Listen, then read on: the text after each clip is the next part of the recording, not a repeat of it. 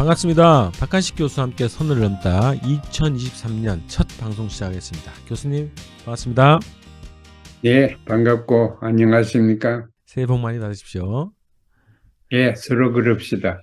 자, 오늘도 신년 대담으로 만들려고 합니다. 북한 중앙위 전원회의가 예, 최근에 끝났습니다. 그래서 그 회의 결과하고요. 또 최근에 한국과 미국의 움직임, 한반도와 관련한 움직임이 심상치 않습니다.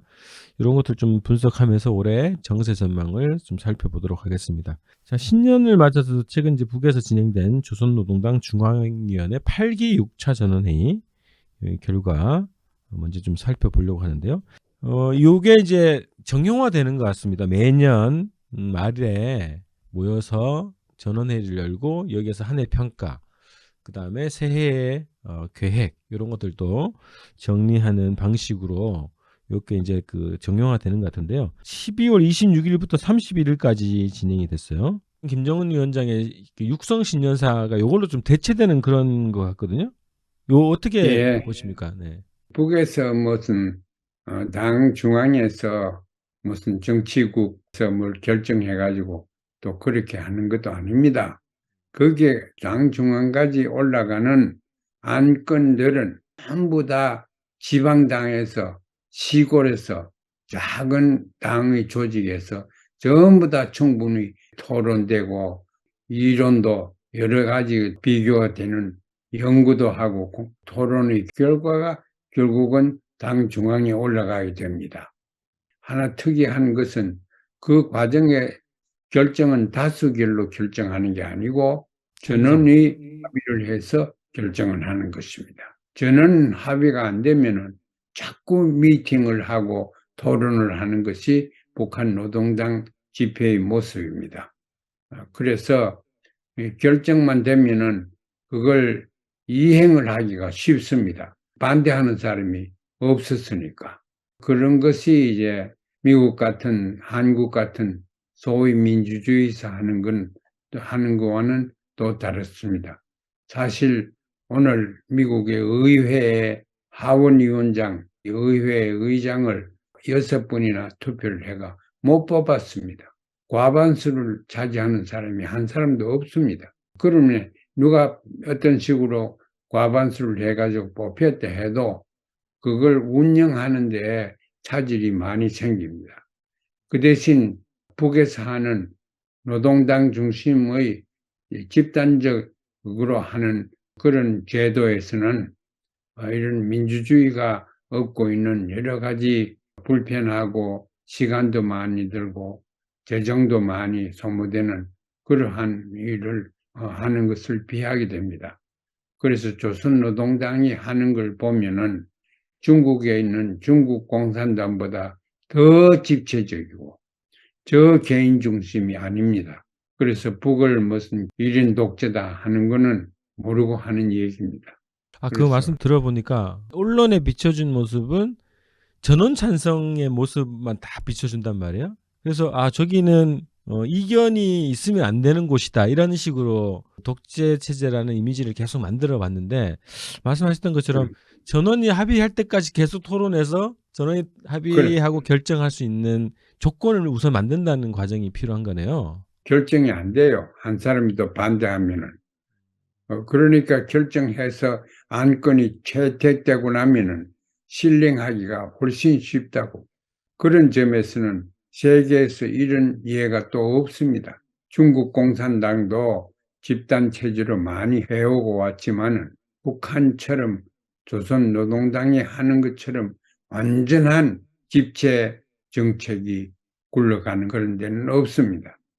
그걸 우리가 남에서는 미국에서는 특별히 이해를 해야 됩니다.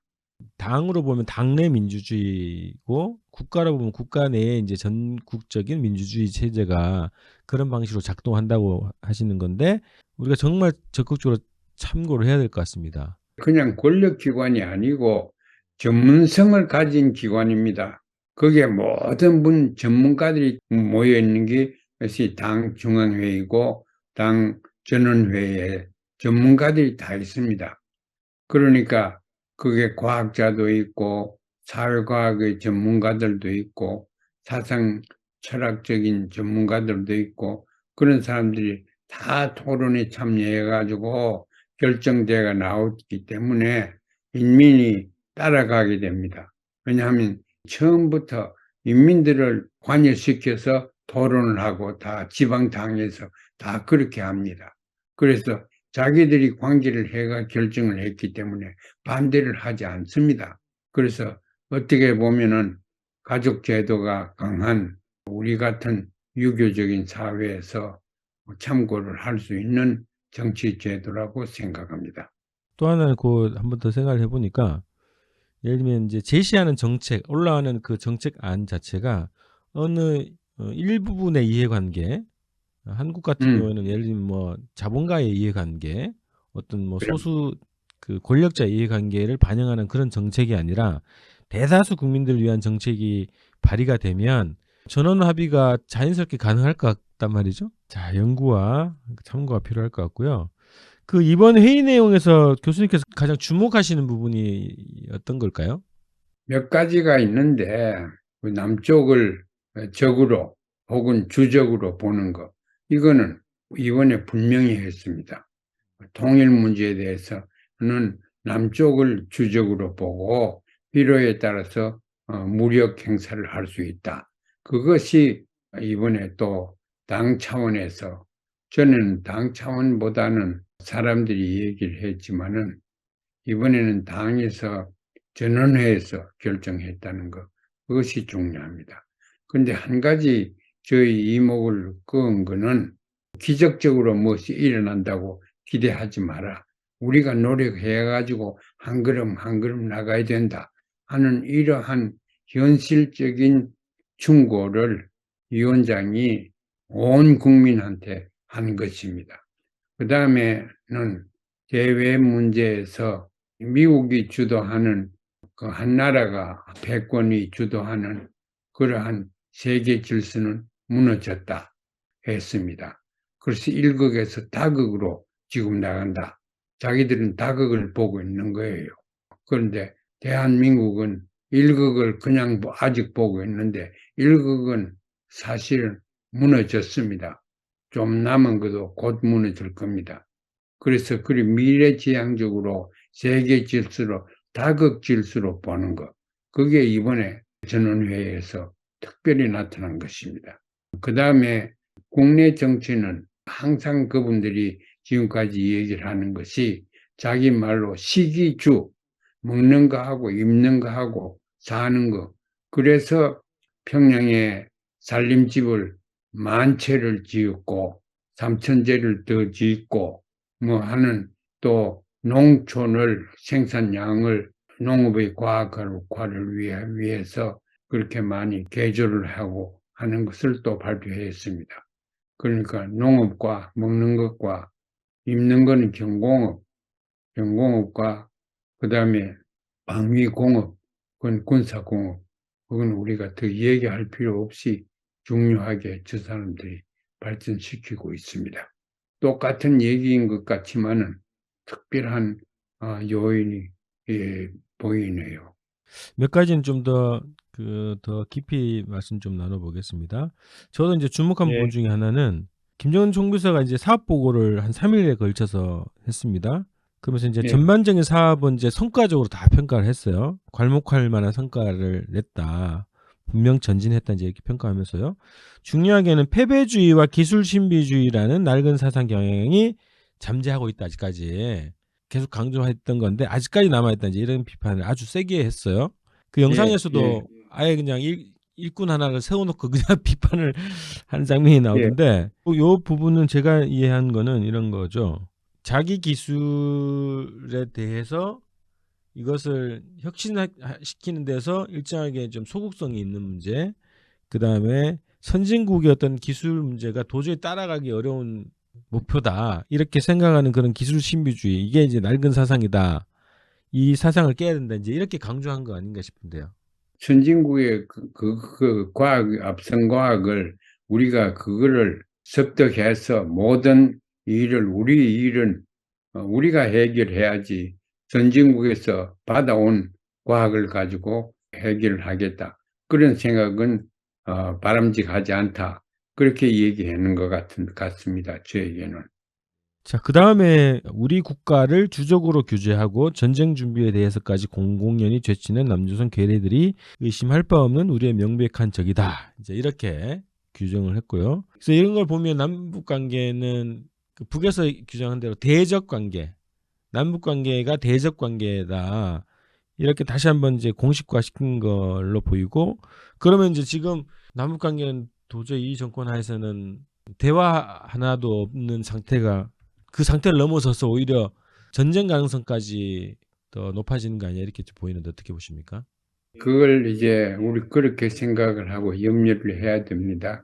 남북 관계가 역사적으로 보면은 북의 입장에서 볼 때는 민족이었어요. 우리 민족이었어요. 항상 또 민족을 파괴하고 공격하고 하는 것은 우리가 할 수가 없다. 그런 입장을 오랫동안 취해왔습니다. 그런데 이 사람이 들어오고 나서 국가 이익을 상당히 중요하게 민족적인 개념보다는 국가 이익 가운데 주체 사상에서 들여다보는 국가 이익, 자위, 자주 스스로 하는 그런 게 지금 나타났는데, 이번에 나온 거 보면은 우리가 현실적으로 상대방에서 어떻게 나오면 우리가 수동적으로 받아들이고만 있을 때는 지났다.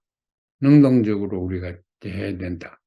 예컨대 남에서 우리를 주적으로 보고 있는 한 우리는 민족하고 있을 때가 아니다. 우리도 주적으로 보고 거기에 대해서 군사적인 준비를 해야 된다. 그러기 위해서 핵 유도탄 이런 것도 많이 생산을 해야 된다. 그런 말도 있대요. 군사적으로 좀 더 적극적으로 나가는 것을 얘기를 했는데, 제 생각에는 3월에 한미 공동 군사훈련이 있지요. 규모가 어떻게든 만약 그것을 규모를 크게 해서 떠벌리면은 북한에서 우리는 방위에만 그치는 게 아니고 다른 어떤 길을 모색한다는 말을 했어요. 그러니까 그 다른 것은 방위가 아닌 공격이지요. 공격의 대상이 주적으로 결정됐고, 또 공격을 어떤 방식으로 하겠냐, 핵무기까지 거론했어요. 그 핵단두를 많이 생산해서 남쪽에 있는 미군과 또 일본 재무장에 대해서 상당한 반대 정책을 할 겁니다. 그래서 일본과 한국과 미국이 잠재 방위 동맹을 해서 하는 행사를 군사적으로 방해하는 것이 현실화되었습니다. 그래서 3월에 우리가 상상치 못하는 어떤 변란이 일어날 가능성이 있다고 저는 봅니다. 최근에 이제 윤석열 대통령의 행보를 봐도 굉장히 우려스러운데요. 12월 26일 그 북에서 노동당 전원회의를 딱 개회하는 날 이제 무인기 사건이 났습니다. 하여튼 논란이 됐습니다. 이게 실체가 정확하게 파악되지 않고 군의 대응 조치가 이제 하나씩 좀 드러나고 있는데요. 이 사건 이후에 윤석열 대통령이 이제 확전, 전쟁 각오, 압도적 전쟁 준비 등등의 이제 초강경 발언을 이어가고 있습니다. 그래서 이제 뭐 드론 부대를 창설하라, 뭐 그리고 뭐 지금은 이제 대북 확성기 재개까지 좀 논의가 되고 있는 그런 것 같습니다. 그리고 9.19 군사 합의 파기까지 이제 언급하고 있는데 이런 행보에 대해서 한번 논평을 좀 부탁드릴게요. 북에서는 남쪽에 혹은 일본과 괌을 포함해서 얼마든지 공격할 대상이 있습니다. 대상이 있고 또 공격함으로써 피해를 줄 수 있는 그런 목적물이 얼마든지 있습니다. 그런데 그걸 정밀하게 이해하기 위해서 날리는 것이 드론 아닙니까? 드론 날려가지고 무기를 가지고 드론 무기 가지고 공격하는 거는 그건 상상 안 해도 될 것 같습니다. 그런데 공격한다고 하면은 실질적인, 심지어서는 택티컬 뉴클리어 밤스도 사용할 가능성이 있습니다. 한 가지 거기에서 방위 아니고 다른 것도 있을 수 있다고 얘기한 것은 사이버 어택을 할 수가 있습니다. 사이버 어택을 하면은 남쪽의 모든 것이 마비될 수, 경제와 정치와 모든 것이 마비될 수 있는 그런 사이버 어택을 또 할 수가 있고, 그걸 봄에 그렇게 움직일 가능성이 없지 않아 있습니다. 북의 지제는 방위가 아니고 공격종으로 우리가 나갈 수 있는 그런 상황에 부닥쳤다. 그래서 남쪽 정부가, 윤석열 정부가 들어오기 전에는 이런 얘기 안 했어요. 그래도 아직까지 같은 민족으로 그렇게 다 했는데, 윤석열 정부가 들어오고 나서는 주적이 되어서 공격을 얼마든지 할 수 있고, 공격의 종류도 얼마든지 개발할 수 있다. 이런 거니까 우리가 앞으로 몇 개월 굉장히 중요할 때입니다. 민중에서 위기의식을 환기시키는 것이, 그래서 여론화시키는 것이 중요하다고 생각합니다.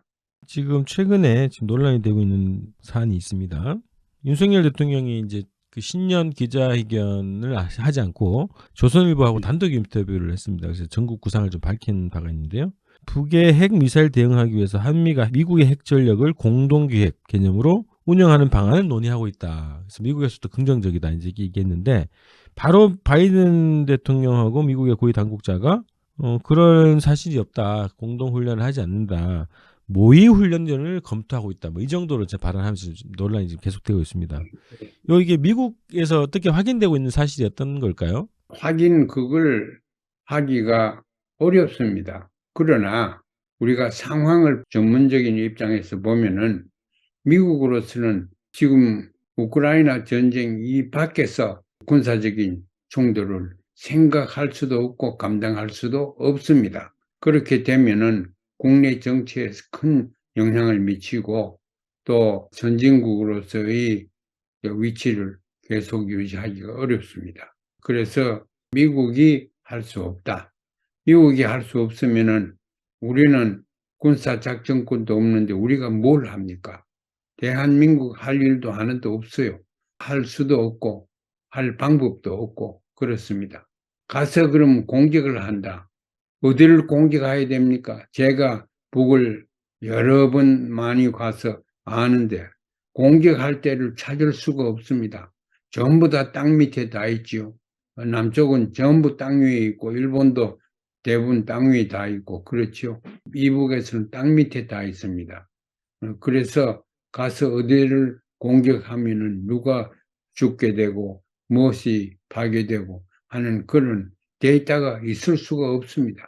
그래서 우리는 두드려 패면은 맞고 있을 수밖에 없는 그런 안보적인 이해를 하고, 대화를 통해서 북을 공격을 해서 물리적으로 파괴하겠다는 생각은 떠나고, 대화를 해서 평화적으로 서로 잘 살고 번영할 수 있는 그런 방법으로 하루빨리 나가야 되고, 그 방법밖에는 갈 길이 없습니다.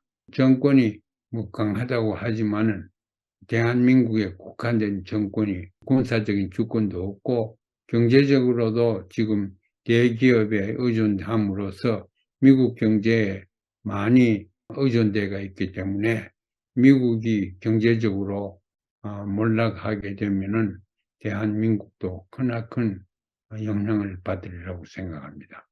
그런데 새로운 세계가 나왔고 또 앞으로 더 나올 거고, 이를 잘 이해를 해서 미래지향적으로 우리가 외교 정책, 더구나 외교 경제 군사 정책을 세워야 할 때가 바로 지금입니다. 어쨌든 올해 한미 양국이 전반기에만 과거 독수리 연습 수준으로 한 20개 정도를 한다는 거예요.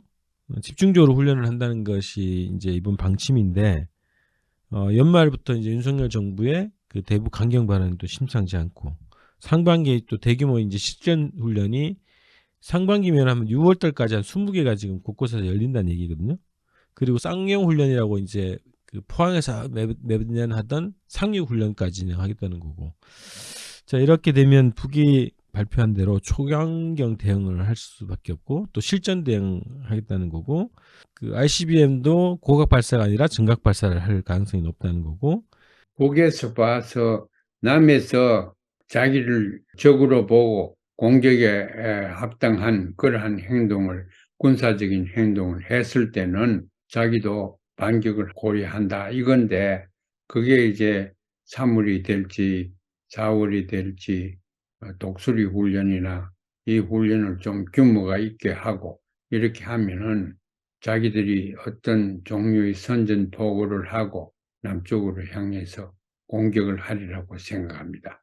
그 공격의 대상이 미국이 되고 일본이 될 수도 있고, 일본은 참여하지 않으면은 미국이 대상이 돼서 피해를 볼 수 있는 그런 상황에 가는데, 미국으로서는 반격할 수 있는 위치에 있는 것도 아니고 정치적인 군사적인 그런 입장에 있는 것도 아닙니다. 그러니까 그냥 북에서 하는 대로 두드리 맞고 있는 수밖에 없고, 그럴 자신이 없으면은 북과 공격으로서가 아니고 대화로서 그 여러 가지 군사적인 정치적인 문제를 해결해야 된다고 생각하는데, 윤 정권이 그래도 대한민국에서 합법적으로 일어선 정권이기 때문에 이 정권에서 전쟁 아닌 평화를 통해 그냥 무기만 하고 미국에 의존해가지고 안보만 지키겠다 이래가지고는 안 됩니다. 평화는 미국이 해줄 수 없고 우리가 직접 남북의 대화로서 평화를 창조해야 되는 그런 일을 하루라도 빨리 시작해야 된다고 생각합니다. 우리가 그렇지 않으면 큰 후회를 몇 달 내에 할 수가 있습니다. 그 연말부터 연초에 이르기까지 지금 계속 하루 한 번 이상은 뭐 전쟁 발언을 하는 것 같습니다. 예정된 일정 보면 3월 달엔 한미합동 군사훈련, 그리고 예, 4월로 지금 예정되고 있는데 이제 예상되고 있는 게 북에서 이제 군사 정찰 위성을 발사한다는 거잖아요. 요 시기 3, 4월까지 쭉 굉장한 긴장이 높아질 것 같아요. 그래서 이 국면에서 윤석열 정권이 작년부터 이어졌던 그 퇴진 요구 이런 것들이 예, 굉장히 높아지고 있기 때문에 윤석열 정부가 오히려 이제 전쟁 위기를 조장해서 안보 위기를 예. 이용해서 정치 위기를 벗어나려고 하는 그런 계획이 있지 않을까. 역대 독재 정권들이 그랬던 것처럼 그런 우려가 있거든요. 그런 우려가 있지만은 그걸 이행하기가 군사적인 주권인 국가가 아닌 윤석열 정부로서는 이행하기 못할 겁니다. 한국은 거기서 할 일이 별로 없습니다. 직접 북한에 대해서 우리가 정책적으로 할 수 있는 것은 없다고 생각합니다. 마지막으로 그 질문이 이게 미국이 대화를 선택할 준비가 되어 있을까요? 그럴 뭐 정치적인 군사적인 그것도 굉장한 결단인데, 그리고 미국의 패권 자체가 완전히 흔들리는 건데, 안 그래도 지금 일극 체제가 다 사라진 조건에서 그런 선택을 하면 더 국제적 위상이 떨어질 수밖에 없는데, 그걸 결정할 수 있는 상태일까? 어떻습니까? 예. 그래서 결국은 미국도 앞에 나와서 정치하는 정치인들이 중요한 것이 아니고 그 뒤에 있는 군사산업체 이런 데서 또 큰 회사들 이런 것이 중요합니다. 그 사람들의 이익을 위해서는 평화로운 한반도가 되어서는 안 되죠. 그래서 그거를 극복할 수 있는 미국의 정치 세력을 우리가 키워줘야 되는데 간단한 일이 아니죠. 미국이 이북과 대화를 해서 여러 가지 현존하는 문제들을 해결해야 된다. 그건 뭐 이론적으로는 설득력이 있지만은 실질적으로 군산복합체 때문에 이행하기가 굉장히 어렵습니다. 그러나 그걸 밀고 이행하려고 하면은 권력에서 떨어지게 됩니다. 왜냐하면 미국 정치의 돈은 군산복합체에서 많이 나오고 있습니다. 미국만 군산복합체가 있는 것이 아니고 대한민국도 미국 군산복합체와 연결이 되어서 상당한 군산복합체가 있습니다. 우리 국민들은 그걸 알고 대한민국도 정치인들이 전문가들이 결정하는 것이 아니고 어, 군사산업, 온 대기업체들이 모든 것을 결정한다는 것도 우리가 분석해야 하고 이해를 해서 거기에 합당한 자세를 취해야 되리라고 생각합니다. 지금 이제 촛불 집회가 막 벌어지고 있어요. 이 촛불 집회 창립을 하시는 분들이 평화 문제에 굉장히 민감하게 반응을 하시고 이 문제에 대한 예, 목소리를 굉장히 많이 내시고 있는 것 같습니다. 그래서 지금 촛불이 어쨌든 한반도 평화 문제까지 평화를 지키는 문제까지 또 감당해 나가야 되지 않을까 그렇게 생각이 들었습니다. 예, 그 촛불 운동이 뭐 민주화다 뭐 이런 소극적에서 떠나서 평화를 위해서 통일을 위해서 촛불 혁명을 해야 된다. 촛불 정신으로 그 촛불 정신은 민주주의 정신입니다. 예, 민주주의만큼 훌륭한 사상은 또 없습니다. 잘못하면은.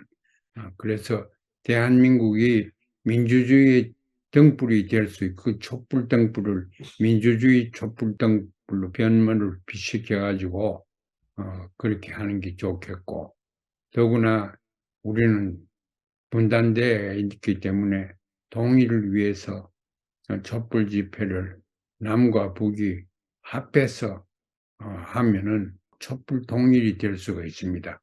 촛불부터 먼저 통일시켜 놓고 또 정치적인 통일을 구성해야 되겠네요.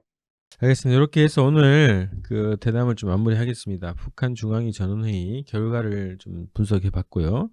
또 현재 이제 윤석열 정권의 움직임도 봤습니다. 그리고 올해 예정된 여러 가지 한미 공동의 훈련 이런 일정도 좀 살펴보면서요. 올해 상반기에 원하지 않지만 굉장한 안보 위기, 평화 위기가 도래할 가능성이 매우 높다. 이런 것들을 좀 전망을 해봤습니다. 다음 방송에서 뵙겠습니다. 고맙습니다.